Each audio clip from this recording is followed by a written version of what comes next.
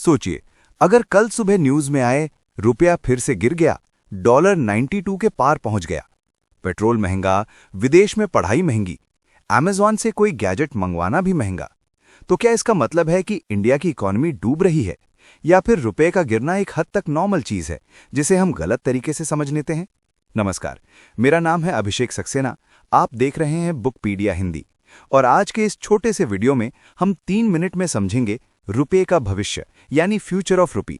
सबसे पहले ये समझो कि $1 बराबर 90 रुपए जैसा रेट कोई सरकार सीधे तय नहीं करती।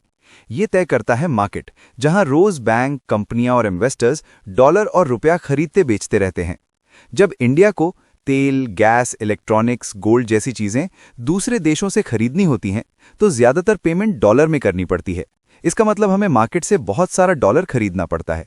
जितनी ज्यादा डॉलर की डिमांड, उतना मजबूत डॉलर और रिलेटिवली कमजोर दिखेगा रुपया।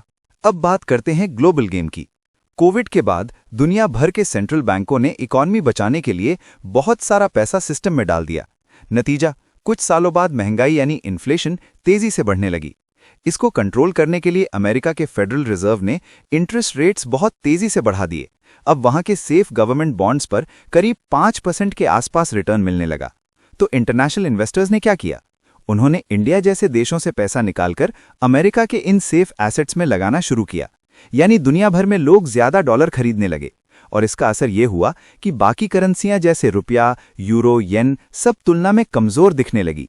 लेकिन पूरी कहानी सिर्फ नेगेटिव नहीं है। इंडिया की कुछ अपनी प्रॉब्लम्स हैं, जैसे तेल पर heavy dependency, current account deficit और इंडिया में इन्फ्लेशन अमेरिका से ज्यादा होना। इन सब की वजह से रुपया लंबे समय में धीरे धीरे कमजोर होता है, जैसा हमने पिछले 20 सालों में देखा है।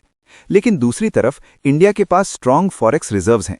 आरबीआई जरूरत पड़ने पर मार्केट में आकर डॉलर बेचकर रुपए को संभाल सकता है। और हमारी इकोनॉमी दुनिया की फास्ट ग्रोइंग इकोनॉमीज में से एक है। अगले कुछ सालों में ज्यादा चांस यही है कि रुपया धीरे धीरे और डिप्रिशिएट करेगा, यानी हर साल थोड़ा थोड़ा डॉलर के मुकाबले कमजोर होगा। ये ऑलमोस्ट हर डेवलपिंग कंट्री में होता है, जब वहां की इन्फ्लेशन और ग्रोथ यूएस से ज्यादा होती है। रुपए को लॉन्ग टर्म में मजबूत दिखाने के लिए 3 चीजें सबसे जरूरी हैं। पहला, इंडिया ज्यादा हाई वैल्यू चीजें एक्सपोर्ट करे, जैसे मैन्युफैक्चरिंग, टेक, सर्विसेज, टूरिज्म।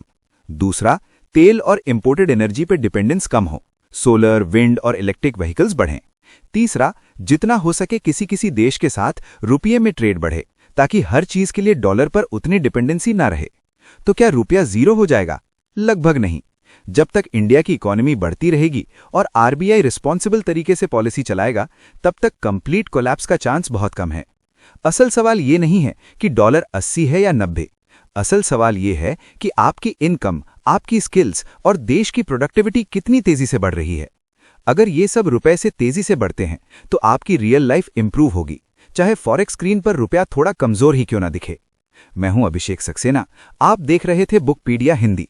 अगर ये छोटा सा एक्सप्लेनर आपके काम आया हो, तो वीडियो को लाइक और शेयर जरूर करें और कमेंट में लिखकर बताएं, आपके हिसाब से रुपए को मजबूत करने के लिए सरकार को किस सेक्टर पर सबसे ज्यादा फोकस